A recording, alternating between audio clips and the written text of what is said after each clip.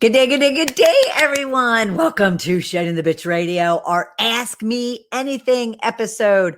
I am so excited that you are here because we have some great, powerful questions. However, if you still have some questions that you need asked, if you have challenges that you're having, you can always, first, you can dial into me directly at 1-818-572-2910. I am live, so you can always do that. You can also go to our Facebook, Shedding the Bitch page, and I am streaming there. Now, I am using StreamYard into our Facebook page, so you might need to give them permission for me to be able to see any comments or anything that you might be putting out there. So please be sure to do that, and I'll do my best. Without Deborah here today, I'll do my best to go to between those two things. In order to get all of your questions and stories and challenges addressed. All right. So I am going to take one quick look as we get started, just to ensure that all is good with the world. And like I said, we have some great challenges, or I'm sorry, great questions to go over today. But before we get into that, I want to thank our new listeners. Our new listeners and viewers, whether you're finding us on Blog Talk Radio or any one of the podcast streaming services. You might also have found us on Facebook on our Shedding the Bitch page where we live stream. And then at the same time on our Shed the Bitch YouTube channel, which I am also streaming there today. So we have it all covered.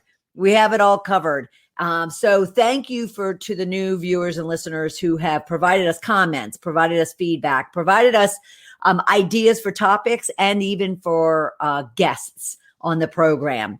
And of course, it is with the help of our ongoing current listeners and viewers that our new listeners and viewers are finding us, because you continue to rate us and follow us, subscribe to us.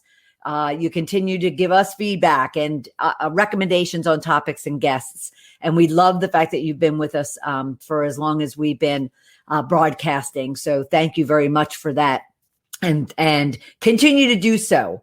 The feedback, the ratings, the subscriptions, the follows help us to continue to expand our reach to individuals, especially powerhouse female maverick business owners who can really use some tips and strategies and sometimes tough love to really get the most out of all of the hard work that they are doing and that you're doing. And so why not, as a community, create riches in your lives as a group? So thank you so much for that. And of course, we need to thank our sponsor, North Georgia Tax Solutions, who continues to support us and everything that we do here within both the Ball of Fire coaching and Shedding the Bitch communities. And they are a full service financial and tax services company that services the country, not just North Georgia. And Debbie Snelling and her team are fabulous. And they'll really take care of your personal and business financial and tax services needs. So please reach out to her at ngtaxsolutions.com and tell her I said hi. All right. Okay. We want to get into your questions and your challenges that you've been having that I have some tips and advice for. And let me recap exactly what we're going to go over, what those questions are. And then I'm going to break down into each one of them and get very specific about what you could be doing to move on. Now, if you didn't provide the question or the challenge or the story that was sent to me, you're still listen. This still is going to probably be very relevant to you, because I typically get very they're specific to the individual who's asking it, because it's very personal. It's very emotional, right? You can understand that. At the same time, their challenges, the questions they have, whether it's in their business, in their life, is probably something that you've also dealt with. And if you haven't dealt with it, then at some point in time, you just may. So we want to be sure that you are also taking advantage of those tips and those strategies and pieces of advice for your own use. Okay. All right. So let's get into the first one. And well, let me recap. I'm sorry. Let me recap. So we're going to be discussing a concern someone has in regards to the fact that there are so many people in her space. How does she compete? Now, this was a question addressed also several months ago. And, as we continue to have more and more people go online, as more and more people are getting in our space, we're needing to find ways. You're needing to find creative, out of the box, new and different strategies for being able to compete. And that's what the key difference is in this question and challenge versus what we've discussed in the past. This person's really looking at it as competition. And I want to definitely provide some insights in regards to that. Then the other next question is all around, how does one get what they need in their business when they're limited in funds? And again, this is going to be very mindset oriented and business strategy oriented when we get into that. Okay. The next one is about feeling absolutely exhausted and they're nowhere near what they had planned for April. So through April is what I read into that. And they're at a complete loss. So they want suggestions as to what to do. So can you relate to that? Maybe it's not January through April, but maybe you're even in the month. We are at the beginning, but maybe you're 2-3 weeks into the month and you're like, oh my gosh, the month's almost over. I had planned to do X, Y, and Z, especially from an income perspective, maybe from a client acquisition perspective, from a product development perspective. And yet you're like, where did the days and the months go? So we'll be addressing that. And then lastly is something that I think we could all agree that we might have dealt with. And that is, when will it end is the opening statement. Not necessarily the actual virus, but the stress of it all. And what can I do now in order to kind of move on from it? So those are the questions we're going to be addressing one by one. And again, if you have specific ones yourself, and yes, we have 4 of them, but if you have a specific question, story, or challenge that you want to address, please go to our Facebook Shedding the Bitch page, or right here if you're seeing it in the stream. And if you give permission to StreamYard for me to see your comments, I'll be keeping an eye out for those. Okay. So don't go alone. Don't go it alone. Don't be silent, though you might need help. Be sure that you're getting the assistance. Okay. And I'm just going to move this light a little bit. Okay. So, let me just take one more last look over here. Everything looks good. All right. So let's dive into these questions and into what I have for you. How I'm going to do this is I'm going to present the question in detail. I'm going to give you the 3 tips we're going to discuss because I want you to be writing them down or making note of them. And then we're going to drill into each one of them. Okay. I find that in the past you have voiced that sometimes our conversations are so fluid and kind of quick that you're not capturing it all. Of course, you can watch or listen multiple times, but I want to make it easy for you. That's what this is all about, right? Okay, so the first question in detail is, there are so many people out there doing what I'm doing. How do I compete with that? And again, like I mentioned, the word I'm stuck on in order to help is compete. So obviously this individual is considering all of this noise, all of these other people that are in the same space as she is, as noise. So what do you need to do to address the noise? So here are your 3 summary tips first, and then I'll work into each one of them. So you need to compete with you, not with them. You need to learn from so-called competition, and you need to create a blue ocean. All right. And let's drill into each one of them. So what do I mean by you need to compete with you? You looking at all of this noise and all these other people doing what you're doing as competition is automatically setting you up mentally, emotionally, even spiritually, let alone the actions you're going to take from it, as in a place of desperation. in a place of lack, because you're looking at it as competition. You're looking at it as, someone that you have to go into battle with in order to, win, in order to conquer that competition. I prefer you looking at that competition as just research, learnings, opportunities for you to kind of understand what's going on in your space, in your industry, in your, competency, in your skill, as opposed to competition. So, looking at it as learning opportunity, which we'll dive into in just a second. So I really want you to look at the fact that you just need to compete with you. Now, what do I mean by that? What I mean by that is you just need to constantly be looking at what you could be doing differently, what you could be doing better, what you could be doing more efficiently, what you could be doing more uniquely than the other people, than everything else that's going on around you, as opposed to focusing on, oh my God, well, they're doing this, maybe I should do that. Oh, well, they're going, they're putting out ads and they're getting on radio and they're doing podcasts and they're writing a book and they're speaking and they're creating products on a regular basis and so forth and so on. And all of a sudden you're just like, I got to keep up. I got to keep up. Oh my gosh, I got to be doing all of these things in order to be able to compete with those people. And let's look at it as businesses. And that's not, first off, it's not a efficient, let alone healthy platform. It's not a good place to be, especially if you're new. And most likely the person asking this, if I were to guess, they've been in business maybe for a month to maybe 3 to 5 years.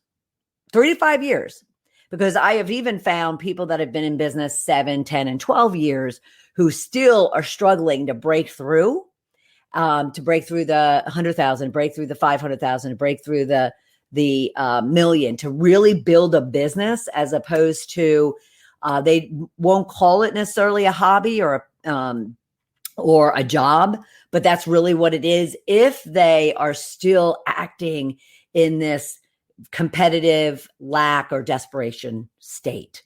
And yes, that's tough love. You may not want to hear that. So, but if you are in that, 1 to 3, 1 to 5, you're very concerned about all the noise. Heck, I even had, commented multiple times right here on the program about, that there's a lot of people, that have pivoted online, that are now in my space. And therefore, what do I do? And that's really the question that you need to ask, not the victim of lack or desperation or confusion or uncertainty or insecurity. You just need to ask an empowering question that around, all right, so there's all this noise. There are all these individuals that are coming into my space offering the same exact product or service that you're offering it. They may even be doing it in a very similar, if not exact way on the same platforms, so forth and so on. And what you now need to do is be that CEO that you that you committed to be when you went into your own business, and say, and ask those questions, those strategic, empowering questions that will differentiate you from anybody else. And those are, what can I be doing differently? How can I be improving what I'm doing? What is unique and special about what I'm doing and what I'm offering and what I'm saying and how I'm serving and the processes and procedures that I've put into place, so forth and so on.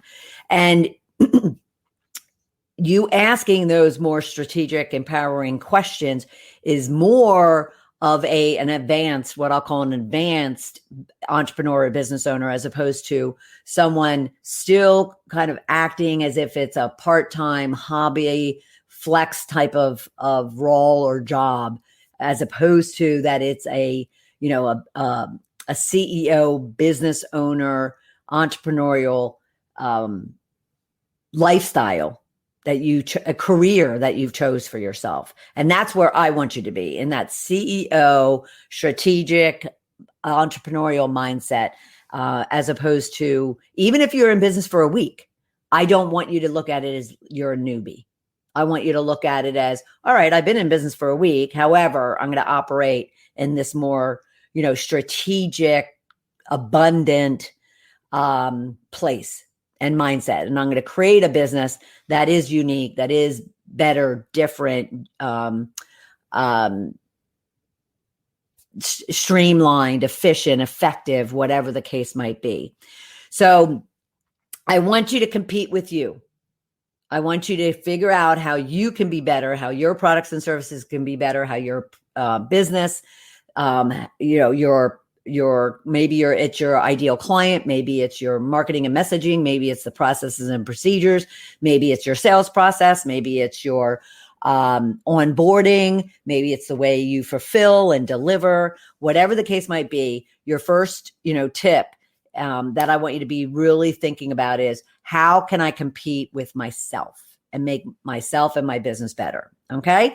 And then, like I said, I want you to be looking at competition as people and places to learn from, because you should be evaluating and assessing kind of what are other people doing, but looking at it in a very constructive, positive, purposeful way, as opposed to a desperate or lacking or feeling, insecure and doubting yourself that someone's doing it, better and faster and different than you are.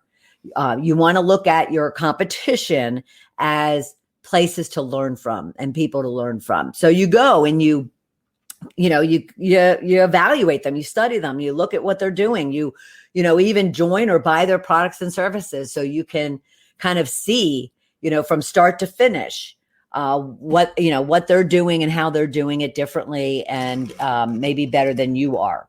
Okay. So I would really want you to use it as a learning. What are those products? What are their products and services? Who are their ideal clients?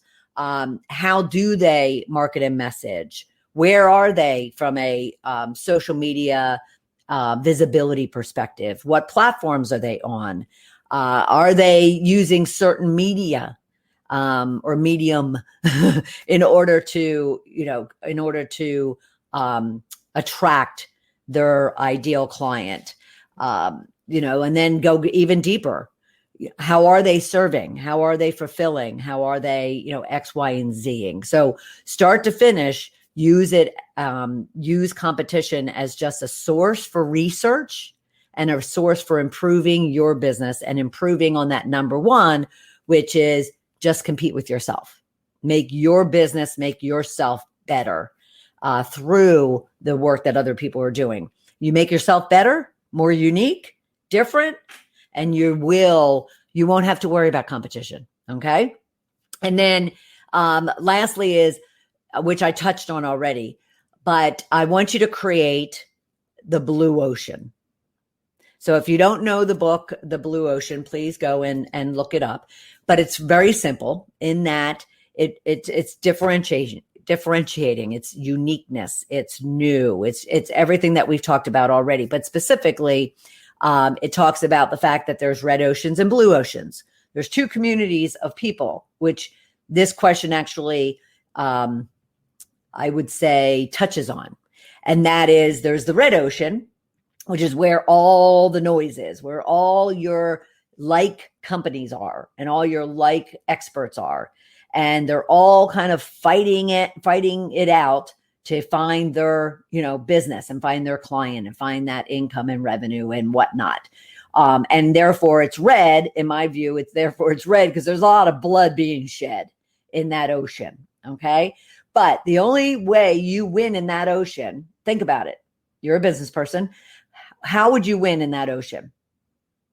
You only would win in that ocean by being at a better price. And I shouldn't use the word better there, at a different price. And it's going to be most likely a lower price. Because if everyone in this ocean is doing the same thing, offering the same products and services, serving the same customer, in the same industry, so forth and so on, the only thing that's going to differentiate them from amongst the others is their price. And therefore, the next thing you know, you're commoditizing your products and services and your overall business and your brand because you're cutting the price in order to stay competitive with everyone in that ocean. And that is not a business. Okay. So the blue ocean, picture it, the blue ocean, it's blue. It's it's uncovered by any of that blood. And there's very few in that blue ocean. There's very few that are differentiating themselves, making them stand out, creating different messages, pivoting to a place that you never considered before, and yet is still aligned to what it is that your business stands for. And therefore, you can define yourself, your products and services, your ideal client, and especially your price at anything you want it to be. Because you've created this, this ocean of high value, of high delivery, of high quality, of high impact to your customer base.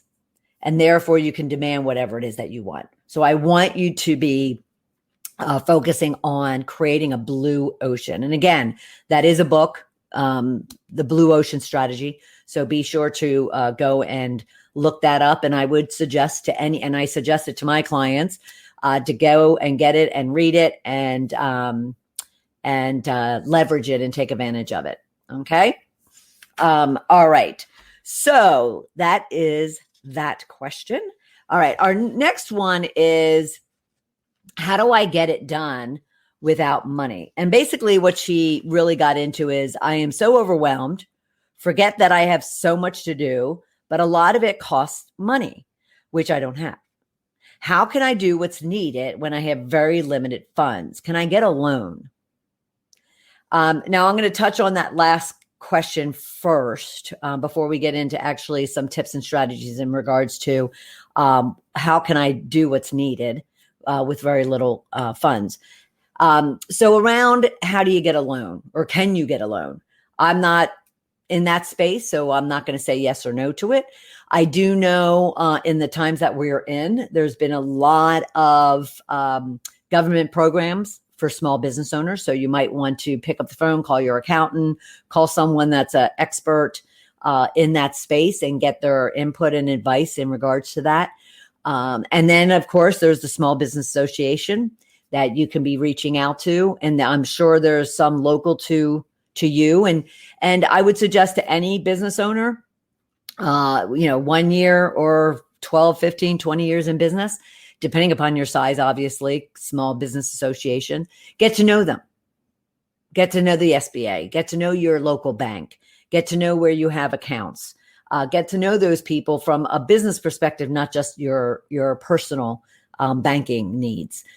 So that would be my first tip when it comes to her question about, can I get a loan? Okay, so then I want to expand on how can I do what's needed when I have very limited funds. So here are your tips, the summary tips I want you to make a note of. I want you to shift your mindset. Okay, I want you to shift your mindset. I want you to audit and get real. We'll talk about that. And I want you to partner, barter, or use a concept that I'll talk about around intern. Okay, so those are your three overall tips when it comes to what can you do when you have very little funds to do it. So the first one being, shifting your mindset. This goes back to having an abundant mindset versus a desperate lacking mindset. Mindset is everything. And you know me that I talk about this often, is that businesses and actually life is anywhere from 80 to 90% mindset and 10% to 20% skill set. So, in my practice and what I do with my clients is I ensure that, everything that they're doing is really focused on empowering their mindset, because you can have the best resume, the most powerful, LinkedIn profile. You can have, all these accomplishments and awards and accreditations and certifications, and you have gone to the best schools. But if you don't believe in yourself, if you don't have confidence in what it is that you are doing, what you want to be doing, what you deserve to be doing, if you don't have the belief in yourself, if you don't have the tools and the strategies to overcome struggles and obstacles, then that beautiful resume or LinkedIn profile is going to mean squat. Okay. Even that beautiful Instagram account or those funny TikTok videos that you have, or that full Facebook group that you have. You can have all of these things from a skill perspective or a functional perspective. But if you don't believe in yourself enough to leverage those things, and I'll go on to say optimize and even exploit those things, then they're all for naught. And you might have paid a lot of money for a school or a college, a lot of investment in, the applications or technologies and infrastructure you've put into place in your business. And yet, if you can't pick up the phone and make that cold call, or if you can't get on a stage, or if you can't go and, do what's needed to create that product, manufacture it, fulfill it, whatever the case might be, if you don't have the confidence to go and ask an investor for money or a bank for money, let alone a potential customer for money, then you're going to struggle. You're going to struggle. It's also why, and I continue to say this because I really wanted to hit home, it's also why 90% of businesses out there, business owners and businesses out there, only generate $100,000 or less in revenue. $100,000 or less, 90% of businesses.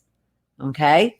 So I really want that to kind of seep in and kind of cause a little bit of discomfort, because our job here in our community is to ensure that you're letting all of that go, shedding that mindset, creating the space and what it is that you need in order to break through those ceilings, whether that is 5 to 6 figures, 6 to 7 and beyond.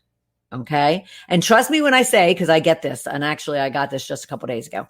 Trust me when I say, someone said to me, well, people that are making more than $1 million in their business don't have these issues. And I'm like, yeah, they do.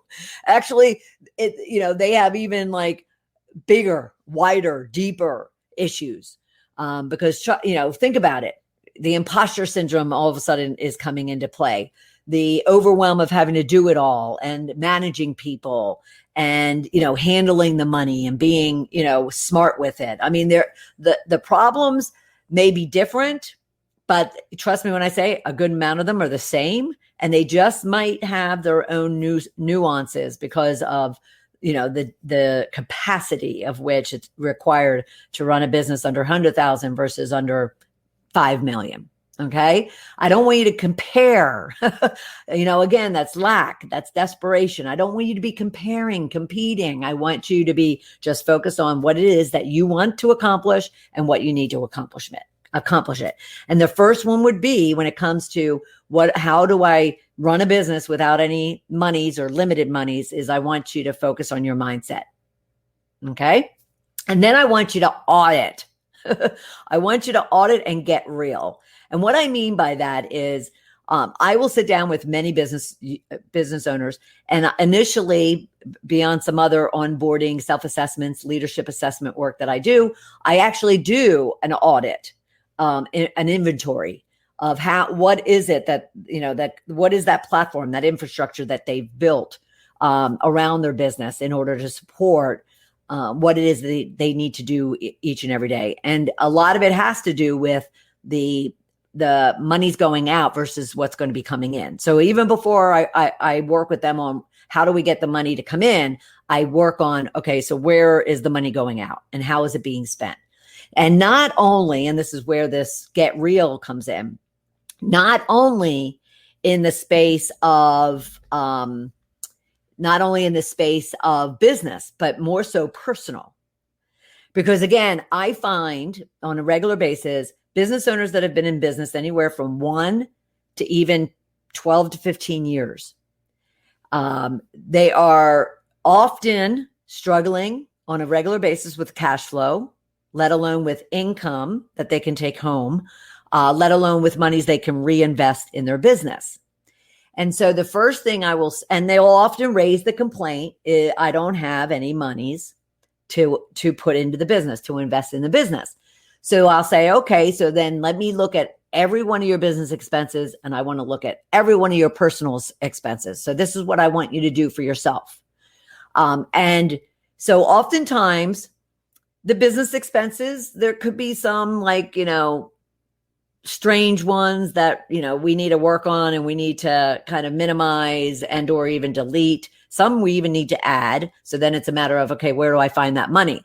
But when I get to the personal side of where they're spending money personally, a good 40 to 60% of those monies could be used in their business. So here they're complaining they have no monies, but they are spending a good amount of money on coffee on a daily basis. They're spending a good amount of money on eating out. They're spending a good amount of money on, Amazon, buying personal items that they need for themselves. They're spending, even money on supporting their family, meaning the kids and the partner and whomever else is in the house, including the pet, including the maintenance of their house. And so then we have to get into a conversation about, okay, so how badly do you want to be able to invest in your business? And therefore, what are you willing to sacrifice and compromise on both your personal and business side? Because you can't have both. If you're complaining and struggling with not having monies to do what you need to do in your business, and yet you have all of this monies, I wanted to call it wasteful monies, but you have all this money that is, kind of going down the drain and not supporting your revenue generating, income generating goals that you have for yourself, even your savings goals that you might have for yourself, then yes, it is wasted money. And what you need to be able to do is say, okay, so I'm going to sacrifice having coffee out. I'll make it at home. I'm going to sacrifice eating out, and maybe, not all the eating out I do, but maybe only eat out once a week. And I'm going to sacrifice, buying all these niceties for the family, whatever the case might be. And we find a great amount of money on a monthly basis that then can get reinvested. So that's what I want you to do. I want you to be sure that you're taking an audit personally and professionally and getting real about it.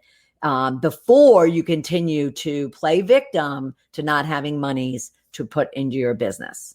Okay. All right.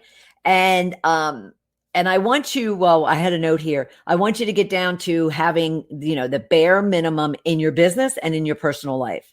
So in your business, ask the hard questions about, do I really need to be doing this? And we're going to get to that with another question. Do I really need to be doing this?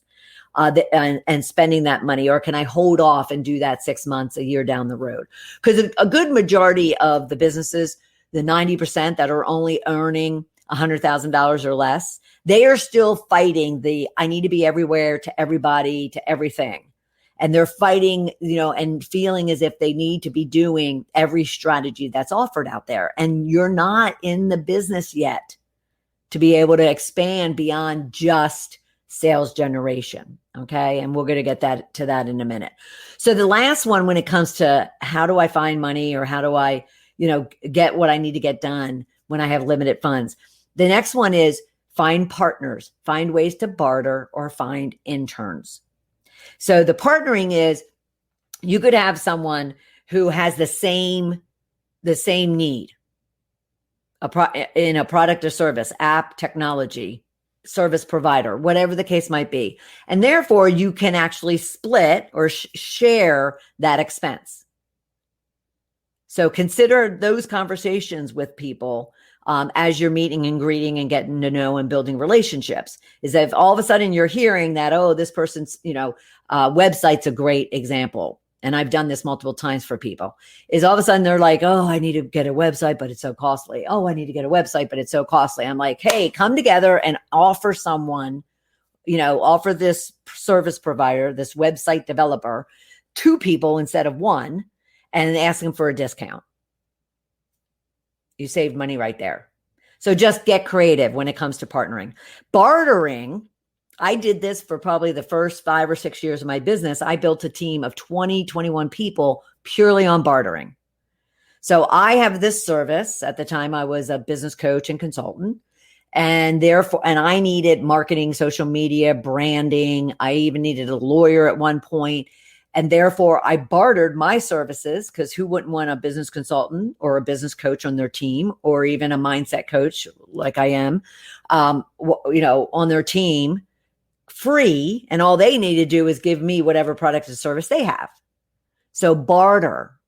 Okay. Get creative when it comes to bartering. And then interning. People take it for granted that there are people out there that will intern for you or with you. They want to learn a skill. They want to get a certain, type of job on their resume. Or maybe they are young and they're out of college, or maybe they're still in college. And they're willing to do it for very little, in order to get that, that experience, in order to get that credential, that skill set, whatever the case might be. So even reach out to individuals and ask them about internships, posts that you want, that you're looking for an intern. And therefore, who's got, particular skills that you're looking for. Okay. But consider that. And then of course there's the Fivers and there's the Upworks and these other, online, what I would call, I guess, expert portals, expert platforms, where you can find, contract resources very inexpensively for very short term, that you don't have to make the big investment in. So get creative when it comes to, how you can build your business on very little funds. Okay. All right. So that was that. All right. Now the next question is all about someone. It is, the first Monday. No, I guess it's Tuesday of a new month. And now 3 or 4 months have gone in the year, and they're nowhere near the goal that they laid out for themselves for the full year. Can you relate? Whether it's the 3 or 4 months, or whether it's the month, like I mentioned earlier, all of a sudden you find yourself a week in, 2 weeks in, 28 days in, and you're like, oh my gosh, I'm nowhere near the goal that I laid out for myself. Where'd the month go? So I want you to be focused on these things when it comes to just feeling like you're at a complete loss. Because what she says is, I'm absolutely exhausted and I'm nowhere near where I expected it to be. And it's April already. I'm at a complete loss. Help. So here are your summary tips: breathe, goals, actions, and sales mastery.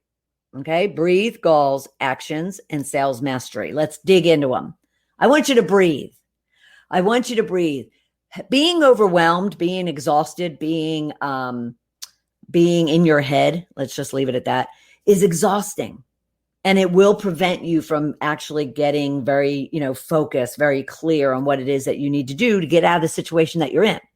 Do you ever have that kind of that gerbil on a gerbil wheel? You just are constantly exhausted, overwhelmed, anxious, and you just feel like you're just unconscious, or I'm just anxious, overwhelmed, stressed, anxious, overwhelmed, stressed. Because until you quiet that noise, until you kind of calm yourself down and bring yourself down, can you really see through the fog and see the openings and see the space where you can start getting creative and start getting logical and start getting unemotional about what it is you need to do in order to catch up on what you feel you haven't accomplished yet. And trust me when I say, I'm a big believer that every day is an opportunity to hit that reset button. Look at what happened in January through April, but hit that reset button, let it go, and just simply move forward, because you need that clarity. You need that space in your heart and your head in order to figure out what it is that you need to do. And even what I would want you to do is, you're not going to let go of what you planned in January to April. Okay. You need to move that plan into now May through the rest of the year. So do not give up on that, because that's giving up on you and your dreams. So don't give up on that. Just simply reconfigure now what you need to do going forward. And yes, it does mean that all of a sudden your revenue projections for, the months going forward have to get added to, even doubled in some cases. But you know what? You can do it. You can do it. Get clear, get focused, get creative and innovative, like we talked about earlier, and you will be able to make that up. Do not give up on it, okay? Because that's just simply giving up on yourself. So I want you to breathe, okay? I just want you to find the space where you can now say, all right, I need to get clear on a few things. So the first thing would be, and don't worry, when it comes to goals, I'm the goal setting and goal accountability, master. I love talking about it, but we're not going to talk about SMART goals.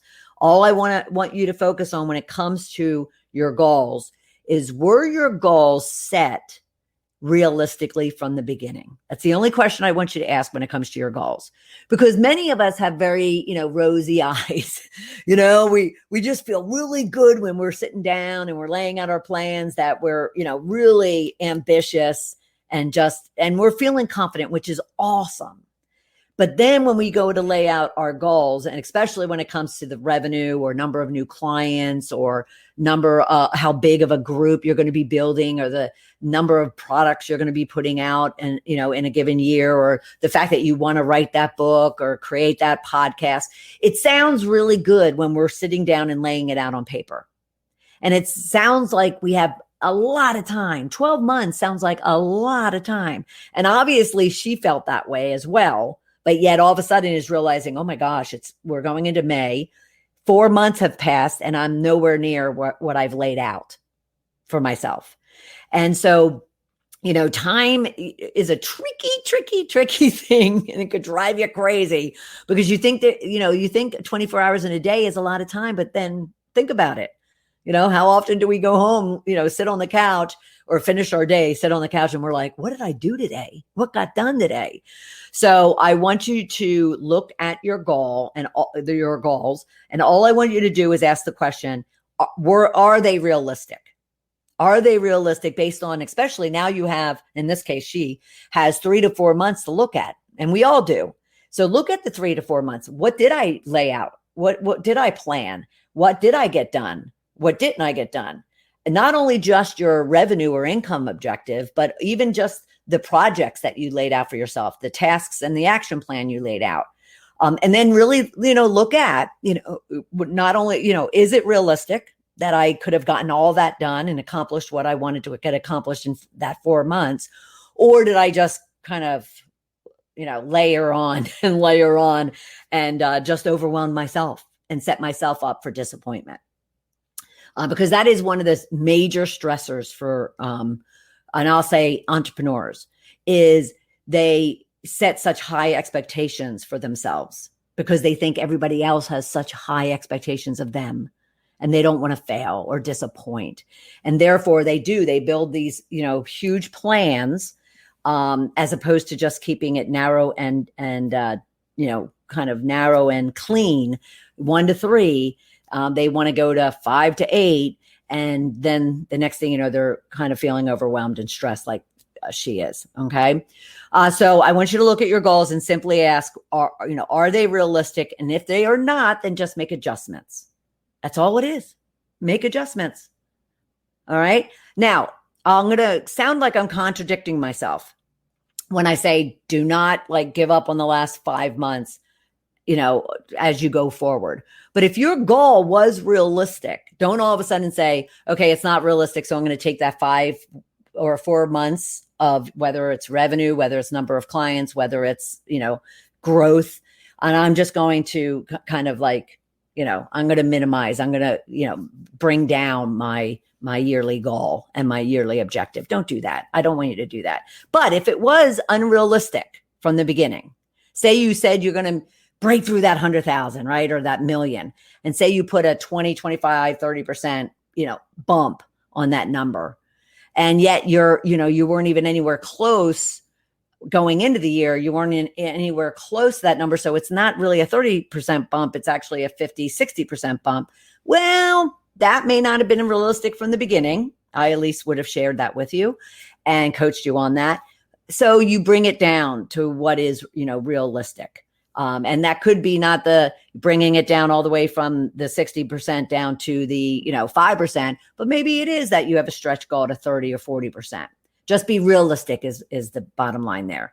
Then I want you to look at your actions. And I kind of touched on that. I really want you to look at that action plan. And this is again where there are so many strategies out there right now, and there's so much noise around it. Spend 5 minutes on LinkedIn or 5 minutes on Facebook, and you could get totally overwhelmed by what everybody else is doing. Okay.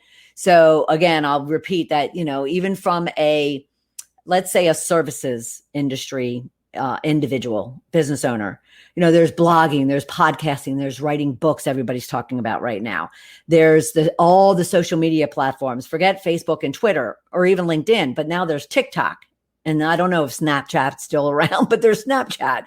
But there's so many places. There's YouTube videos that someone could be doing, let alone doing those videos and creating evergreen programs, that you could be putting up on webinar portals. There's challenges, there's launches, there's 3-day events. There's so much. Do I need to go on? There's so much. And yet, if you are, and I have something behind me, but I won't pull it out right now because you're not going to be able to see it. But if you are anywhere in the 1 to 5 years, let alone, under 100,000, and yet I'll even say under $1 million in revenue. All of those strategies, blogging, podcasting, launches, challenges, they are really growth-oriented projects people should be working on, strategies people should be using, not what I'll call new businesses, pre-growth, because pre-growth, even to the $1 million point, pre-growth really should strictly be focused on sales mastery. But before we get there, because that's number 4, the action. So I really want you to be, and if you need, support in this, just schedule 15 minutes with me and let me help you. But I want you to be looking at your actions, what are those strategies you've laid out for yourself? What are you trying to do that is just exhausting and taking up too much of your time? Because what I want you to be thinking about is this, and I'm not going to go deep into it today, but we will have a conversation about it on Thursday in our Powerhouse Maverick Facebook group page.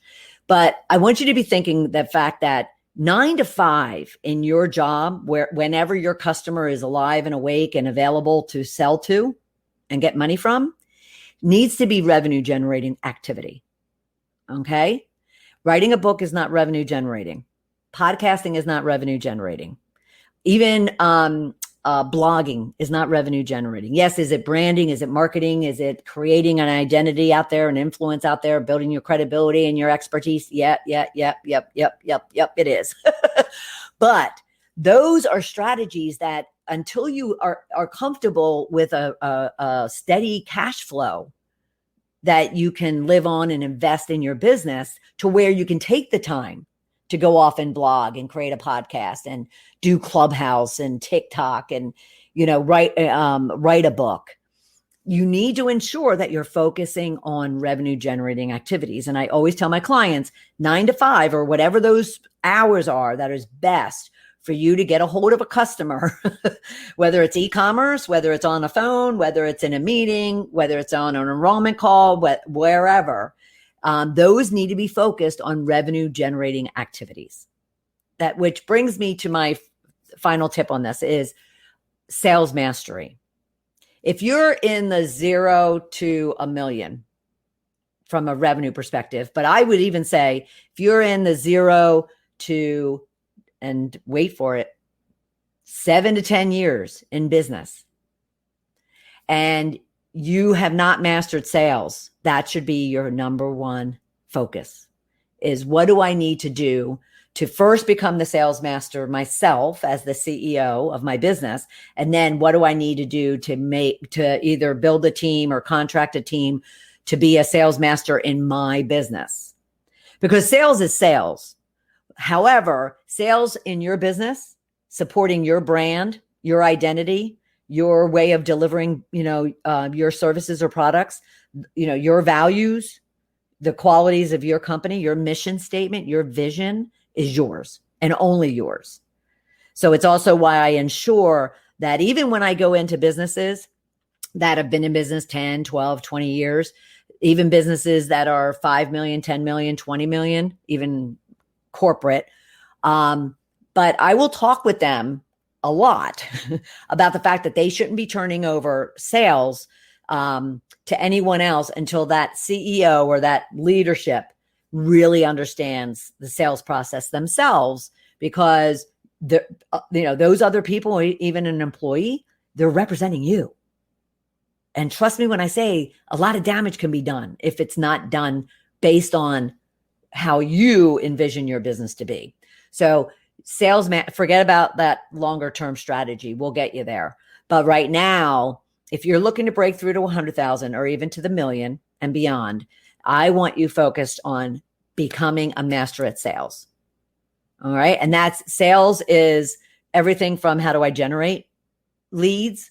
How do I convert leads? How do I present to leads? How do I convert leads? How do I onboard now clients? How do I support them and serve them? How do I upsell them?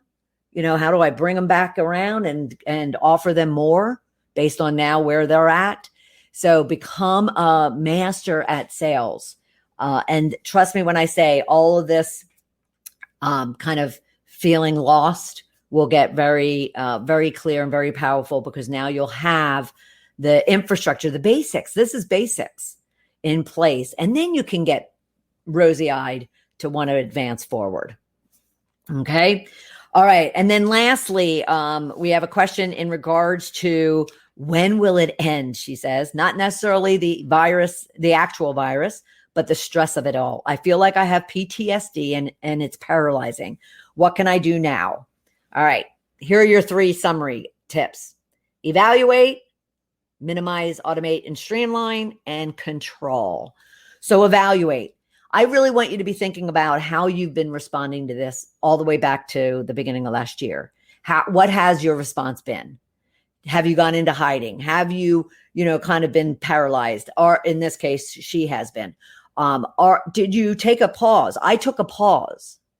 I was a bit, I'll call it overwhelmed, but there was so much noise. There was a couple of months in there. It was around July and August, just because also I lost electricity for a good amount of time due to another story. But so I had to just take a pause, close my laptop, tell my clients, I need to delay for a week or two. And I just went quiet for a couple of weeks. So really think back on how, you've responded to, just not just what's gone on in the last year and a half, but any conflict that might come up. How do you respond to it? Do you forge forward and put out all the noise, ignore all the noise, and just get focused on you? How do you respond? It's a great, self-awareness is key. Knowing how you respond to situations, big or small, will help you tremendously.